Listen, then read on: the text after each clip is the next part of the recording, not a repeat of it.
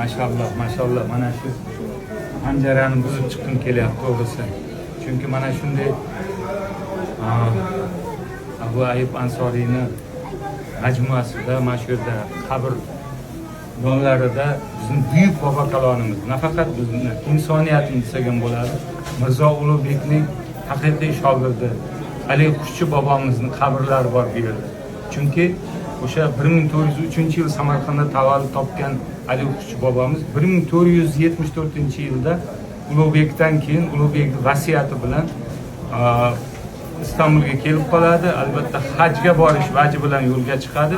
Lekin hajga bormaganligi noma'lum. Mana shu yerda Istanbulda panoh topadi, chunki Istanbul hukmdori o'sha paytda unga katta sharoit yaratib beradi va Aya Sofiya madrasasida bosh mudarris bo'lib ishlaydi. Eng ulug' ishlaridan biri Yevropaga astronomiya bilan matematikani o'rgatgan ustoz desak bo'ladi. Germaniyadan, boshqa mamlakatlardan, boshqa davlatlardan kelib tahsil olgan va ana shu tufayli o'sha osmon ilmini, matematikani rivojlanishiga, Yevropada matematika, astronomiya rivojlanishiga juda katta hissa qo'shganmiz. Faxrlanamiz, hayajonlandik. Men mana uzoqdan bo'lsa ham sizlarga ham ko'rsatishga harakat qilaman. Bismillahirrohmanirrohim. Xo'p, tillo suv yuritilgan qabr deyishdi. Mana shu qabr ekan. Mashalloh. Tarix.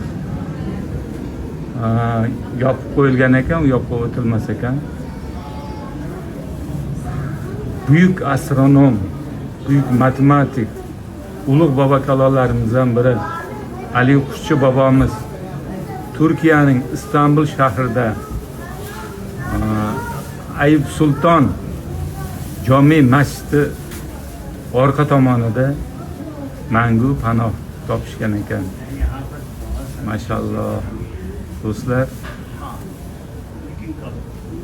ulug' bobo kalonlarimizdan biri. Maşallah.